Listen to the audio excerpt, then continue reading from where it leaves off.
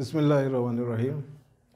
সুপ্রিয় এসএসসি এবং দাখিল বিজ্ঞান বিভাগের ছাত্রছাত্রীবৃন্দ, আপনাদের জন্য রসায়নের আজ শেষ পর্ব অর্থাৎ অধ্যায় 12 আমাদের জীবনের রসায়ন এই অধ্যায়ের সাজেশন ভিডিও উপস্থাপন করার জন্য উপস্থিত হলাম।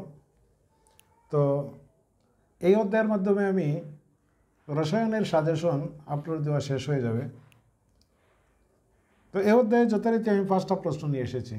যদি আপনাদের কারো ইচ্ছা থাকে যে আমাদের জীবনের রসায়ন অধ্যায় থেকে আপনারা একটা সিকিউ আনসার করতে চান, তাহলে অবশ্যই এই 5টা প্রশ্ন অবশ্যই আপনাকে সলিউশন করতে হবে। এই 5টা প্রশ্ন সলিউশন করলে আপনার একটা সিকিউ 100% কমন পেয়ে যাবেন ইনশাল্লাহ, এটা নিশ্চিত দিতে পারি। তো আমি আগের ভিডিওর মতো এই ভিডিওতে পরামর্শ দেব, আপনার মেইন বইটাকে আপনি মেইন হাতিয়ার ধরে প্রশ্নগুলোর উত্তর আগে জানবেন, তারপরে আপনি বিগত বোর্ডের প্রশ্ন সলিউশন করার জন্য গাইড বই বের করবেন। গাইড বইয়ের মধ্যে হয়তো 50 থেকে 40টা বা 60-70টা সৃজনশীল প্রশ্ন থাকতে পারে। তো এই সব সৃজনশীল প্রশ্নের উত্তর কিন্তু এই 5টা প্রশ্নের মধ্যে সীমাবদ্ধ। যদি বিশ্বাস না হয় তাহলে আপনি একবার ট্রাই করে দেখতে পারেন। তো আমার কথা বাড়াচ্ছি না, সরাসরি প্রশ্নে চলে যাচ্ছি। এই অধ্যায়ের প্রথম প্রশ্নটি হচ্ছে, কার্বন ডাইঅক্সাইড একটি অম্লধর্মী অক্সাইড ব্যাখ্যা করো। তো কার্বন ডাইঅক্সাইড একটা অম্লধর্মী অক্সাইড। আপনারা জানেন অধাতুর যত অক্সাইড আছে সবগুলোই অম্লধর্মী, আর ধাতুর যত অক্সাইড আছে সেগুলো সবগুলো হচ্ছে ক্ষারধর্মী। যেহেতু কার্বন একটি অধাতু, এই জন্য তার অক্সাইড অবশ্যই অম্লধর্মী। তো এই প্রশ্নটার উত্তরটা আপনি মেন বই থেকে বিক্রিয়া সহ শিখে নেবেন, তারপরে আপনি বিগত বোর্ডের প্রশ্নগুলো সলিউশন করতে যাবেন।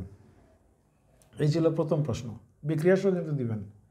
প্রশ্ন নম্বর 2, সাবান এবং ডিটারজেন্টের প্রস্তুত প্রণালী। এখানে আসলে 2টা প্রশ্ন ইনক্লুড করা হয়েছে, সাবানের প্রস্তুত প্রণালী এবং ডিটারজেন্টের প্রস্তুত প্রণালী। এবং এখানেও আরেকটা প্রশ্ন, সাবানের ময়লা পরিষ্কারের কৌশল বা ডিটারজেন্টের ময়লা পরিষ্কারের কৌশল আলাদা আলাদাভাবে আপনারা টপিকটা লিখে নেবেন বিক্রিয়া সহ। তো যদি সাবান আসে তাহলে শুধুমাত্র সাবান দিবেন, ডিটারজেন্ট দেওয়ার কোনো প্রয়োজন নেই, অথবা ডিটারজেন্ট যদি আসে তাহলে সাবান দেওয়ার কোনো প্রয়োজন নেই। তো প্রশ্নটার উত্তরটা আপনি এখানে 4টা ভাগে ভাগ করবেন: সাবানের প্রস্তুত প্রণালী বিক্রিয়া সহ, ডিটারজেন্টের প্রস্তুত প্রণালী বিক্রিয়া সহ, সাবানের ময়লা পরিষ্কারের কৌশল, ডিটারজেন্টের ময়লা পরিষ্কারের কৌশল। এটা বইয়ের মধ্যে চিত্রসহ দেওয়া আছে, আপনারা চিত্রসহ এটা নোট করে নেবেন। তো এই ছিল 2 নম্বর প্রশ্ন। প্রশ্ন নম্বর 3, ব্লিচিং পাউডার। এই পাউডারটা মূলত 2টা কাজে ব্যবহৃত করা হয়। এটা কাপড়ের দাগ উঠানোর জন্য ব্যবহার করা হয়, আর এটা হচ্ছে জীবাণুনাশক হিসাবে। যেমন আমরা যে বিভিন্ন প্রস্রাবখানা বা ল্যাট্রিনের মধ্যে আমরা এগুলো ব্যবহার করি। তো এটা কীভাবে কাজ করে, কাপড়ের দাগ কীভাবে উঠে, আবার জীবাণু কীভাবে নাশ করে, এটার ব্যাখ্যা চাইতে পারে।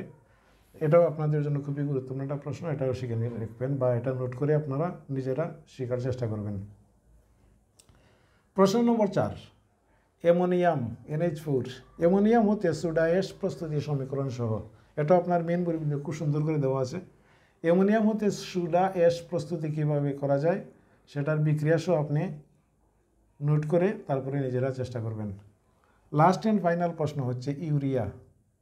এই ইউরিয়াটা হচ্ছে জৈব রসায়নের, মানে আমরা যেটা 11 নম্বরে পড়ে এসেছি, জৈব যৌগ। পৃথিবীর মাঝে প্রথম জৈব যৌগ হচ্ছে ইউরিয়া।